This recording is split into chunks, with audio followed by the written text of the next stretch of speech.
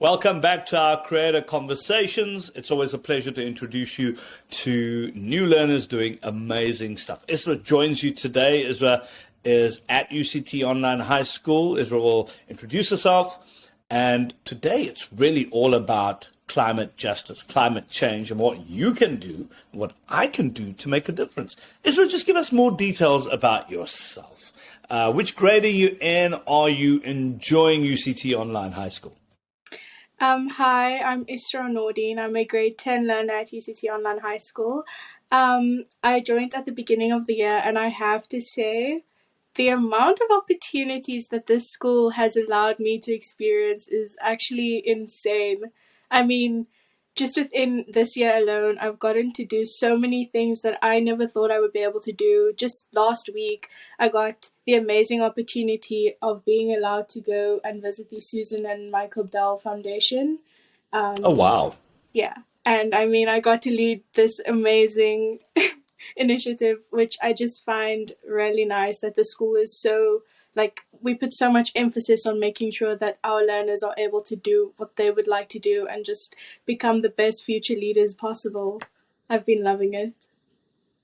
That's brilliant. And I think, it's these type of experiences that give us, education's important, and, going through the academic exercises are very important. But what's even more important is the immersive experience where you actually get to do, and whatever you do, potentially, converting other people to do the same. And if enough people do that, we can change what the future currently looks like. And if we go on the current trajectory, when it comes to climate change, it does not look good for our kids, even your kids, for example, right? So it's important for young people, students, to be immersed in this. So well done to you and your teacher as well. So we'll talk about that. So I'm glad you're having a good time at UCT Online High School. What is it that makes and puts climate change front and center in your life? What are some of the influences that has actually led to you caring about it as much as you do? For me, it was just the realization that if we don't make change right now, bad things are coming. I mean, everybody likes to believe that, climate change and climate justice is only something that is going to need to happen and will affect future generations. But the truth is, if we really look at it, in our day-to-day life, climate change is already affecting us, and those effects are only going to get much, much worse if we don't start changing now. Correct. And is it something that you think your parents influenced you by, or people around you, or what is it that actually sparked your interest in it?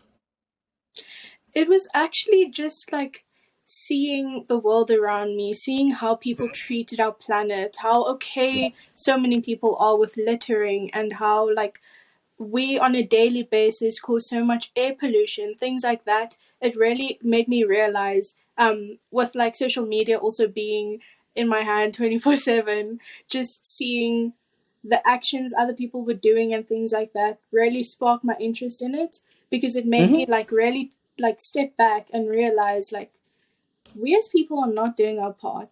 Our planet is so beautiful and we really aren't taking care of it. And I want to be that person that is able to make that change. And even if it's just me or just a few other people, change can go far.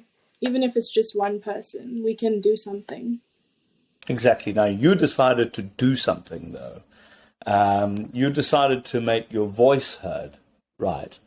And it's one thing to talk about things, it's another thing to do it. So take me through your journey, because you've had the protest, but even leading up to that, there's a lot of work that you needed to do. You've partnered with your teacher as well. Just take us through the story.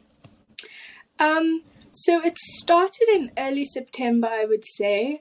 I joined a Instagram live with Petra de Beer. She's a student at Renish High School.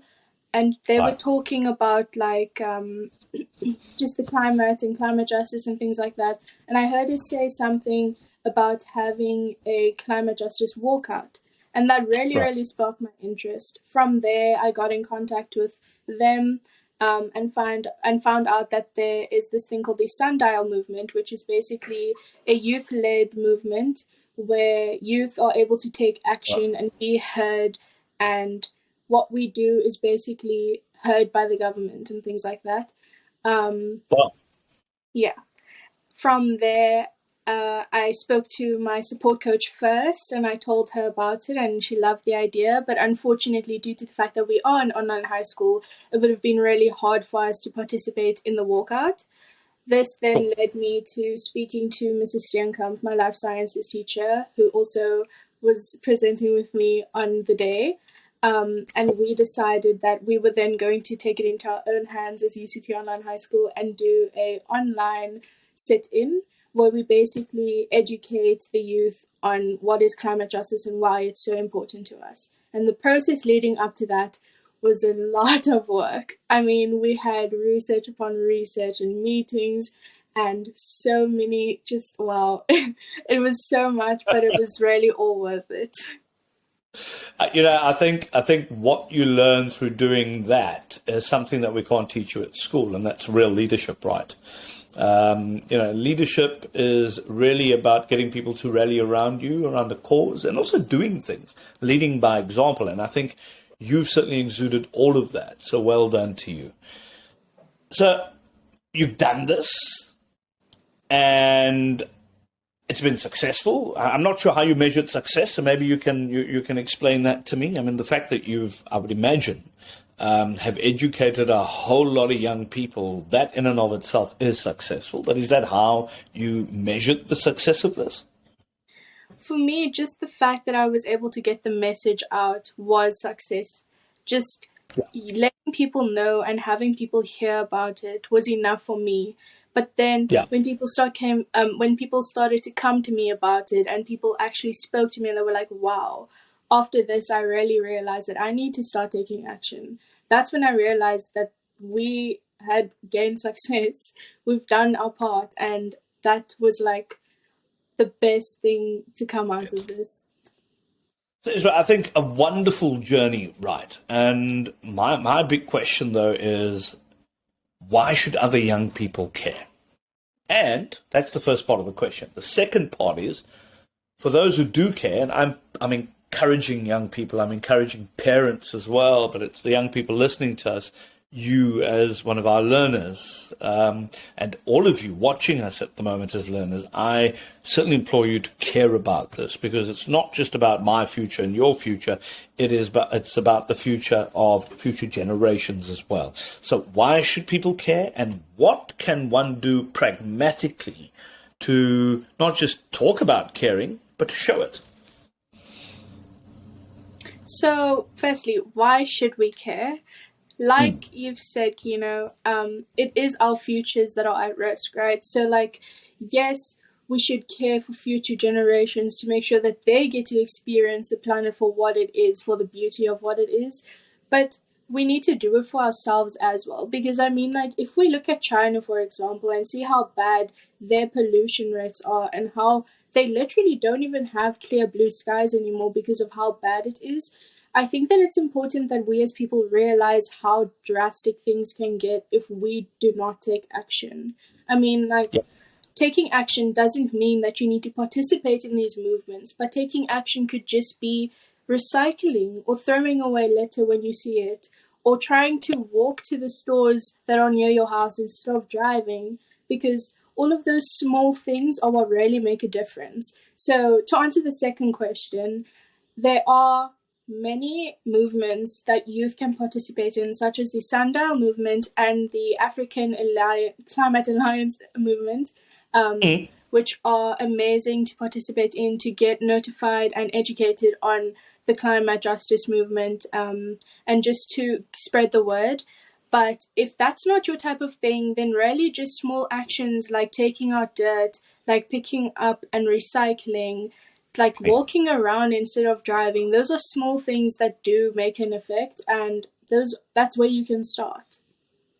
And also encouraging your parents to do so at home. Because a lot of the time we throw everything into one black bag and out it goes. But if we take advantage of what council offers, different colored bags for different types of things that we can throw in there. And then obviously that finds its way into its respective chains. I think those are the sort of things that we can do as well. I wish I had 20 minutes to talk to you, but I don't. Isra, it's been an absolute pleasure to talk to a leader of your caliber. I work with a lot of, people, some of them older, much older. And I think the type of leadership that you've shown, I think a lot of people wish they had within them. So well done to you, well done to your teacher, and well done to everybody who supported you on this. Really amazing talking to you. Thank you so much. I couldn't have done it without the UCT team.